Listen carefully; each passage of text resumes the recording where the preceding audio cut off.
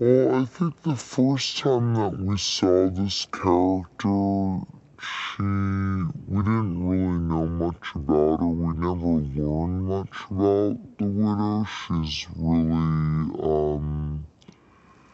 I think quite, she's a slippery fish in Iron Man, 2, and, um, we we get little glimpses of her, her true identity, but, it all happens so quickly, to be able to play,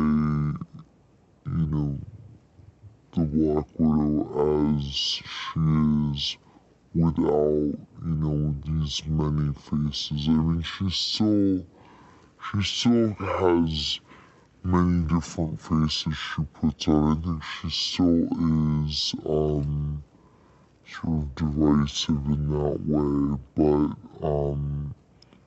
we get to see a little bit more of who she is, a little bit of her history, of her kind of shady past.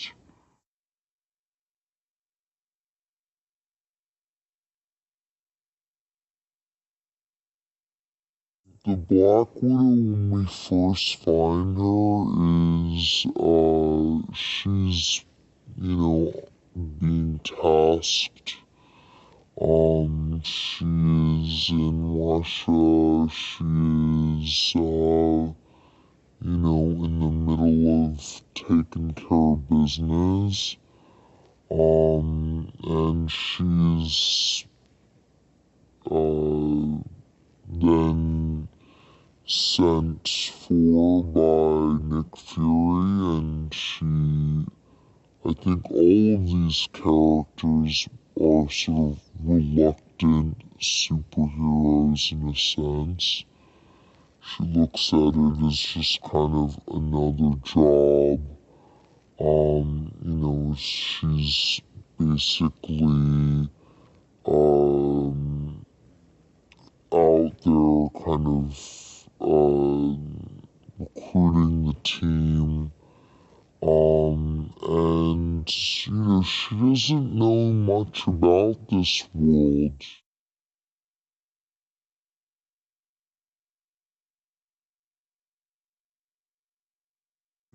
We definitely embrace the wushu a lot, and there's, a lot of weapons in this, way more, you know, kind of weaponry than I ever had to learn before. So that's been complicated a little bit. You're like, okay, I can do all this hand-to-hand stuff. Oh yeah, here's this giant staff, or, a bow and arrow, or fight with these two guns in your hand, and you're like, wait a minute, I had all those movements down, and now I'm fighting against, a 20-pound, like, giant stick. So that stuff is a little bit difficult, to pick up. I have to say, the first time I saw what they had in mind, I was like, oh my god, I'm never gonna learn it. And you do, just, it's just a lot of fails until you get it.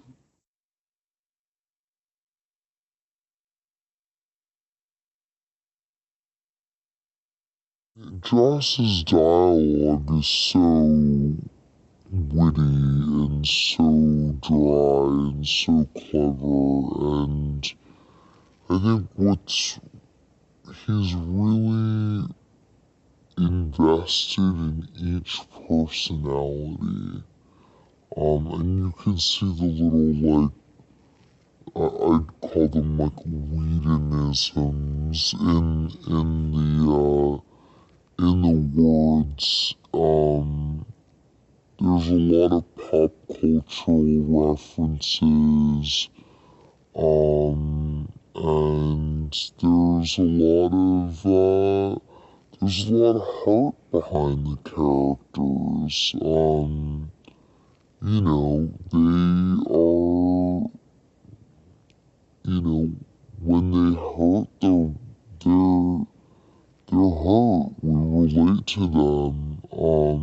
There's betrayal.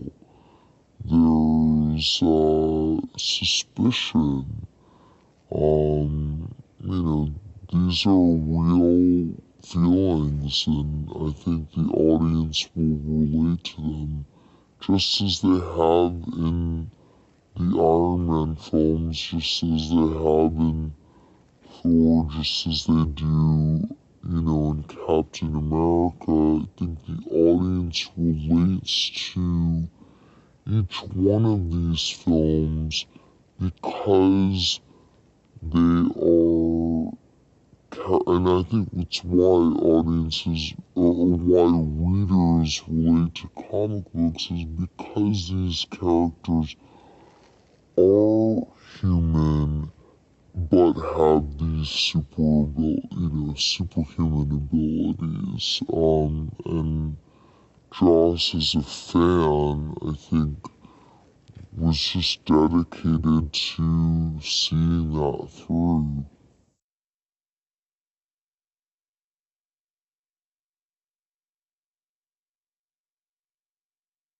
I think what makes this film stand out is, of course, the cast is just insane. When do you ever get to see this group of actors come together, in this kind of fantasy world? And I think it's the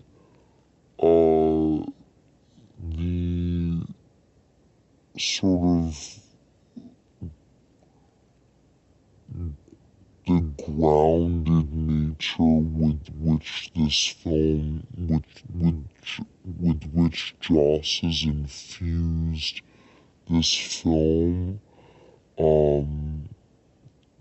that sort of is, I think, in my mind, a throwback to what people loved in Iron Man, the original, but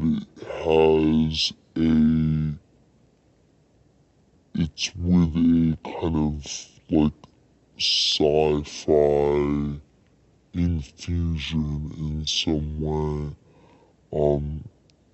It's everything that Joss loves about sci-fi, which is being able to escape in this sort of,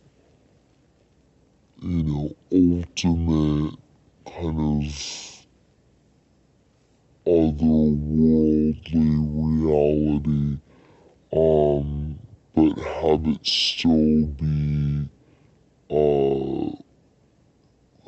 heartfelt and sincere.